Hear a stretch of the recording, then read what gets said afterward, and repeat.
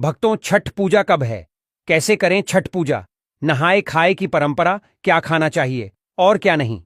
छठी मैया को 3 चीज कभी मत चढ़ाना, व्रत टूट जाता है। संतान को होते हैं कष्ट। छठ में कौन से कपड़े पहनना चाहिए और कौन से नहीं, इस रंग के कपड़े कभी मत पहनना, व्रत टूट जाता है। छठी मैया को किस चीज का भोग नहीं लगाना चाहिए और छठ व्रत में कौन सी गलती नहीं करना चाहिए, और यदि जिनके घर के पास नदी या तालाब या गंगा या समुद्र नहीं है तब वह क्या करें। और साथ ही जानिए 3 ऐसी महिलाएं हैं जिन्हें छठ का व्रत नहीं रखना चाहिए, छठ पूजा नहीं करना चाहिए। घोर पाप लगता है, व्रत टूट जाता है, उल्टा संतान को जीवन भर मिलते हैं कष्ट।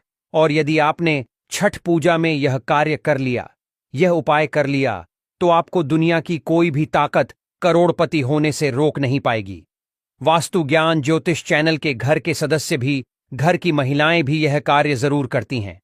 भक्तों, हिंदी पंचांग के अनुसार छठ हर वर्ष कार्तिक मास के शुक्ल पक्ष की षष्ठी यानी छठी तिथि पर मनाया जाता है। यह हमेशा दिवाली के 6 दिन बाद पड़ता है, जो नहाए खाए की परंपरा से प्रारंभ होता है। यह व्रत करने वाले व्रतधारी 36 घंटे तक निर्जला व्रत रखते हैं, जिसके बाद छठी मैया की आराधना और सूर्य देव को अर्घ्य देने के बाद इस व्रत का समापन किया जाता है। यदि संतान आपकी बार बार बीमार पड़ जाती है, सर्दी खांसी जुकाम, बार बार अस्पताल में बच्चा भर्ती होता है, उसके इंजेक्शन बार बार लगते हैं, बच्चों के शरीर पर सूजन आ जाती है, पैर में तकलीफ, शरीर में तकलीफ, तब ऐसे समय में उस स्त्री को छठ पूजा अवश्य करना चाहिए जिसकी संतान को कष्ट मिलते हैं। तब छठी मैया की कृपा से छठ माता स्वयं उस संतान की रक्षा करती है। छठी मैया बहुत प्यारी है, संतान की स्वयं रक्षा करती है, परिवार की रक्षा करती है, परिवार में कभी विपदाएं नहीं आती। छठी माता का हृदय इतना कोमल है जिसकी आप कल्पना नहीं कर सकते। खासकर संतान दीर्घायु होती है, परिवार खुशहाल होता है, जीवन भर इतना सुख घर में बरसता है जिसकी आप कल्पना भी नहीं कर पाएंगे। छठी माँ ब्रह्मांड की माँ है, संसार की माँ है, संतान की माँ है। जो सच्चे दिल से एक बार छठी मैया को प्रसन्न कर लेता है, समझो उसने 7 बार पृथ्वी की परिक्रमा कर ली, गंगा स्नान कर लिया, धार्मिक यात्रा कर ली, देवताओं की परिक्रमा करना माना जाता है। छठ पूजा 2025 शुभ मुहूर्त पंचांग के अनुसार छठ पूजा 25 अक्टूबर को नहाए खाए के साथ शुरू होगी। दूसरा दिन 26 अक्टूबर को खरना होगा। तीसरे दिन 27 अक्टूबर को अस्ताचलगामी सूर्य को अर्घ्य दिया जाएगा। अंतिम दिन 22 अक्टूबर को उदयगामी सूर्य को अर्घ्य देकर व्रत समाप्त होगा। सुबह के अर्घ्य के लिए 22 अक्टूबर मंगलवार को भगवान भास्कर सूर्य को प्रातःकालीन अर्घ्य अर्पण करने प्रातः 5:33 से 6:30 के साथ ही छठ पूजा 2025 का समापन होगा। दोस्तों, इस पर्व में पुरुष और महिलाएं दोनों निर्जला व्रत रखते हैं, जो संतान सुख स्वास्थ्य और समृद्धि की कामना के लिए किया जाता है। 22 अक्टूबर को शुभ मुहूर्त, शुभ पूजा पाठ, संपूर्ण आरती, संपूर्ण फल, फूल मेवा सब्जी आदि के साथ व्रत पूरा हो जाएगा, समाप्त हो जाएगा। दोस्तों, सबसे पहले हम यह जानते हैं कि ऐसी कौन सी महिलाएं हैं जिन्हें छठ पूजा नहीं करनी चाहिए। लगता है घोर पाप और व्रत टूट जाता है, छठी मैया क्रोधित हो जाती है। हम यह भी बताएंगे माता को क्या चढ़ाना चाहिए, क्या नहीं, खाने में क्या खाना चाहिए और क्या नहीं। हम इस वीडियो में बारी बारी जानकारी बताएंगे। तो वीडियो आज की बहुत ही सुंदर है, अंत तक बन रहे सुंदर सी वीडियो को पहले लाइक करें और हमारे चैनल को सब्सक्राइब जरूर करें। सच्चे दिल से कमेंट में लिखें, जय हो छठी मैया की। छठी मैया स्वयं आपकी संतान की रक्षा करेंगे। आपके घर में छठी मैया खुद चलकर आएंगी, मां का होगा वास। भक्तों, छठ पूजा का व्रत ऐसी महिलाएं गलती से भी ना रखें, अन्यथा आपकी संतान की मृत्यु हो सकती है, पति पर भारी संकट आ सकते हैं, उल्टा पाप के भागीदार बन सकते हैं। ऐसी महिलाएं छठ पूजा से रहे दूर। दोस्तों, कार्तिक मास की षष्ठी को छठ मनाई जाती है। छठे दिन पूजी जाने वाली षष्ठी को बिहार में आसान भाषा में छठी मैया कहकर पुकारना है। यह त्योहार अपितु महाराष्ट्र, झारखंड, उत्तर प्रदेश तथा पश्चिम बंगाल, यहां तक कि विदेशों में रहने वाली महिलाएं भी भली भांति इस पर्व को मानती हैं। मान्यता है कि छठ पूजा के दौरान पूजी जाने वाली यह माता सूर्य भगवान की बहन है, इसीलिए लोग सूर्य को अर्घ्य देकर छठ मैया को प्रसन्न करते हैं। वहीं धर्मशास्त्र और पुराणों में मां दुर्गा के छठे रूप कात्यायनी देवी को भी छठ माता का ही रूप माना जाता है। छठ मैया को संतान देने वाली माता के नाम से भी जाना जाता है। मान्यता है कि यह पर्व संतान के लिए मनाया जाता है। खासकर वह जोड़े जिन्हें संतान की प्राप्ति नहीं हुई है तो वह छठ का व्रत रखते हैं। वहीं सभी अपने बच्चों की सुख शांति के लिए छठ मनाते हैं। लेकिन क्या आप जानते हैं, कुछ ऐसी महिलाएं भी हैं जिन्हें छठ पूजा का व्रत गलती से भी नहीं रखना चाहिए। यह सबसे बड़ा घोर पाप माना जाता है। महिलाएं ऐसी गलती कभी ना करें। तो चलिए जानते हैं। देखिए, सबसे पहले अपनी राशि कमेंट बॉक्स में जरूर डाल दीजिएगा। यदि आपकी राशि के अनुसार हमारे पास कोई उपाय होगा तो वह आकर हम आपके कमेंट के रिप्लाई में बता देंगे। और हां, एक लाइक जरूर करें। जय हो छठी मियां की। भक्तों, शास्त्रों के अनुसार जो लोग अधूरी शादी करते हैं वह शास्त्र का अपमान करते हैं। अधूरी शादी जैसे कि कोर्ट मैरिज और शादी के बिना ही संतान की उत्पत्ति कर देना सबसे बड़ा पाप है। ऐसे में छठ पूजा का व्रत ऐसे लोगों को अपनी संतान के लिए कभी नहीं रखना चाहिए, क्योंकि आपने हिंदू रीति रिवाजों के अनुसार 7 फेरे नहीं लिए हैं। और वहीं बिन शादी के जब ऐसे लोग साथ में रहते हैं तो समाज में ऐसा रिश्ता कलंकित होता है। दोस्तों, बहुत से लोग ऐसे हैं जो भागकर शादी करते हैं और परिवार को दुखी कर देते हैं। माता पिता को समाज में कलंकित कर देते हैं।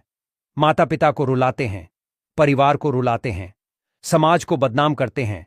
ऐसे लोग पूरे जनजीवन समस्त संसार के लिए श्रापित हैं। देखिए, परिवार को रुलाकर हमेशा रिश्ते अनर्थ ही होते हैं। रिश्ते जुड़ते नहीं हैं।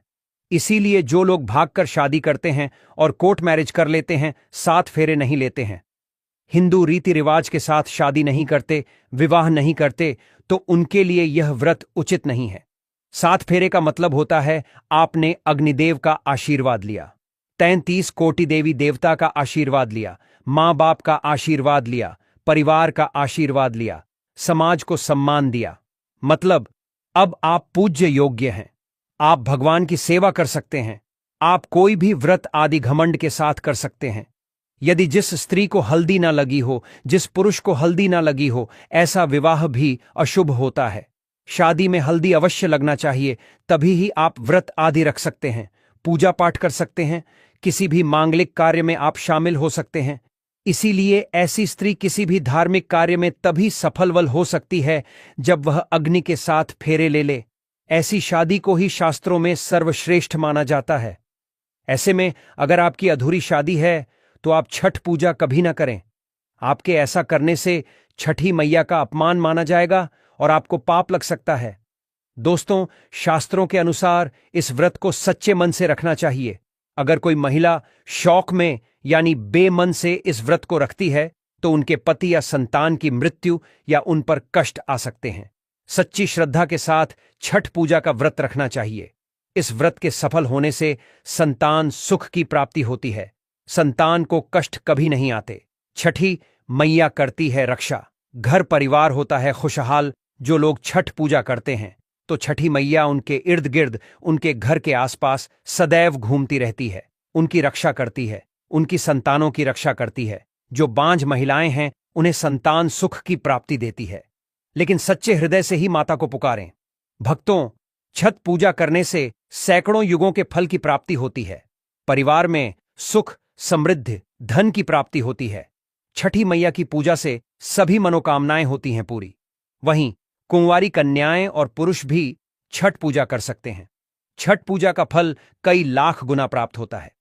इससे व्यक्ति के सभी पाप खत्म हो जाते हैं और सुख समृद्धि की प्राप्ति होती है।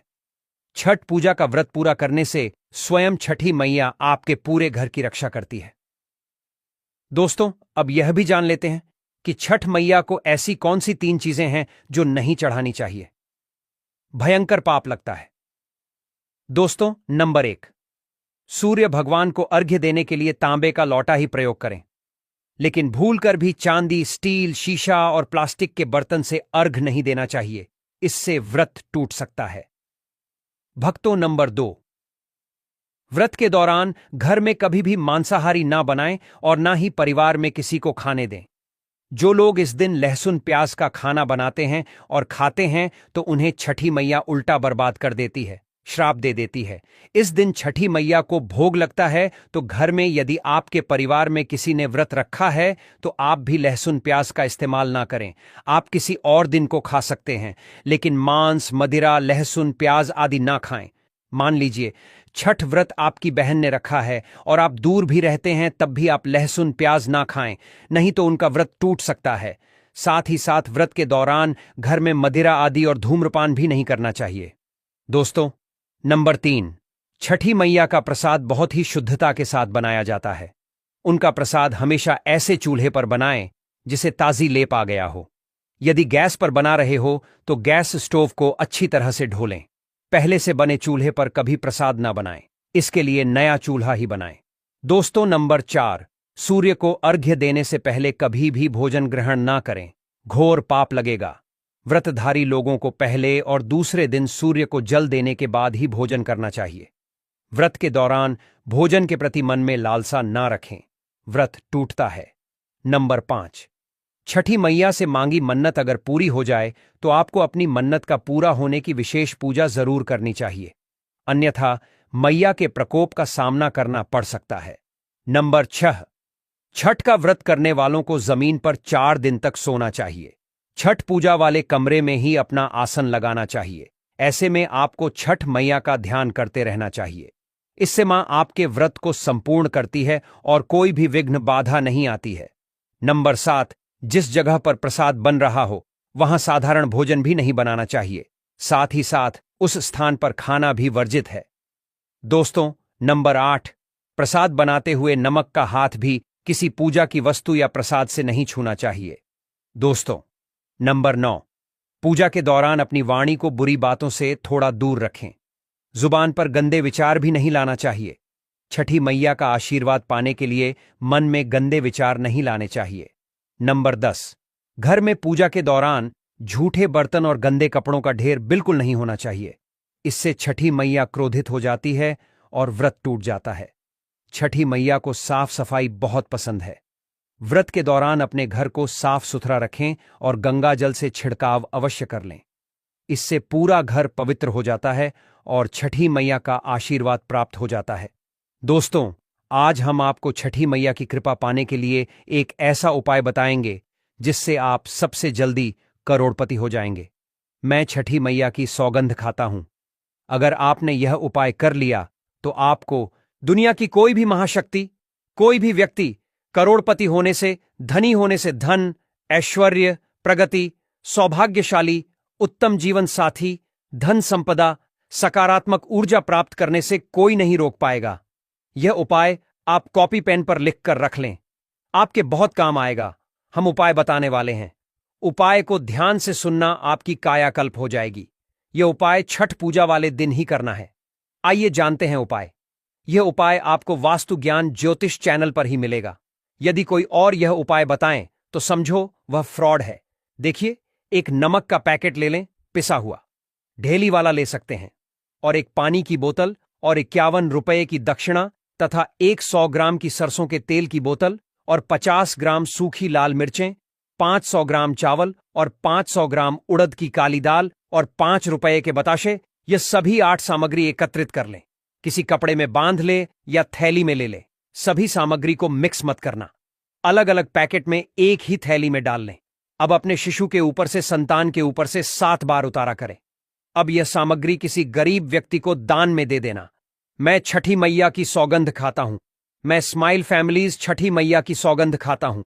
यदि आपका बच्चा, आपका शिशु स्वस्थ ना हो जाए, आप धनी ना हो जाएं, तो मुझे बताना। आप हमारे चैनल को अनसब्सक्राइब कर देना, आपका भाग्य बदल जाएगा। यदि आप व्यापारी हैं तो आपका व्यापार 100 गुना बढ़कर चलेगा। यदि आप स्टूडेंट हैं तो आपका मन पढ़ाई में खूब लगेगा। सरकारी जॉब लगेंगे, संतान की प्राप्ति होगी। विवाह में हो रही देरी तो वह भी पूरी हो जाती है। यदि बीमार व्यक्ति आपके घर में कोई हो और खाट पर पड़ा है तो उस बीमार व्यक्ति के ऊपर से इसे 7 बार उतार देना या दान कर देना, वह तुरंत ठीक हो जाएगा। यदि व्यापार मदद्दा चल रहा है तो गल्ले के ऊपर से 7 बार उतारकर इसे दान कर देना, बहुत फर्क पड़ेगा। भक्तों, यह उपाय हम भी जरूर करते हैं और हम अवश्य करेंगे। हमें छठी मैया की कृपा साक्षात प्राप्त हुई है। यह उपाय सैकड़ों साल से हमारे बुजुर्ग करते चले आ रहे हैं और यह उपाय मैं अवश्य करता हूं। आप यह कार्य पूर्णिमा अमावस्या पर भी कर सकते हैं। भक्तों, एक और महा उपाय, आप नदी या तालाब या समुद्र के तट पर अवश्य जाएंगे। छठ पूजा के लिए तो यह उपाय आपके सोए हुए भाग्य को चमका देगा। आइए जानते हैं। देखिए, छठी मैया की पूजा के लिए आप तट पर अवश्य जाएंगे। तब आप अपने साथ में एक तांबे का सिक्का या चांदी का सिक्का अवश्य हाथ में लेकर जाएं। और जब आपकी पूजा संपन्न हो जाए, तब छठी मैया का यह मंत्र बोलकर इस सिक्के को पानी में प्रवाहित कर देना, विसर्जित कर देना। मंत्र है ओम ह्रीम ह्री सूर नमः। इस मंत्र को 3 बार बोलना है और सिक्के को जल में विसर्जित कर देना। फिर आप देखना, लंबे समय से जो परेशानी चली आ रही थी वह दूर हो जाएगी। लंबे समय से जो घर में बीमारी थी दूर हो जाएगी। लंबे समय से घर में जो गरीबी थी, किसी का श्राप लगा था, संतान बीमार है, वह ठीक हो जाएगी। आपके जीवन में ऐसा परिवर्तन आएगा जिसकी आपने कल्पना भी नहीं की होगी। यह बहुत ही गुप्त उपाय है। किसी को बात करना करें, चुपचाप करें। छठी मैया बहुत प्रसन्न होती है। यदि आप यह उपाय किसी को बताना चाहते हैं तो आप कॉपी पेन पर उसे लिख कर दे दें। आप उसे ना बोले। बड़ा विशेष चमत्कारी उपाय है यह सिक्के का। यह उपाय बहुत ही गुप्त उपाय है। आपको रंग से राजा बना देगा। बस इस उपाय का ढिंढोरा ना पीठे गुप्त तरीके से कर देना। भक्तों, आप में से कौन कौन छठी मैया का आशीर्वाद पाना चाहता है तो सच्चे दिल से कमेंट बॉक्स में लिखें, जय हो छठी मैया की। कि छठी मैया के लिए एक लायक तो बनता।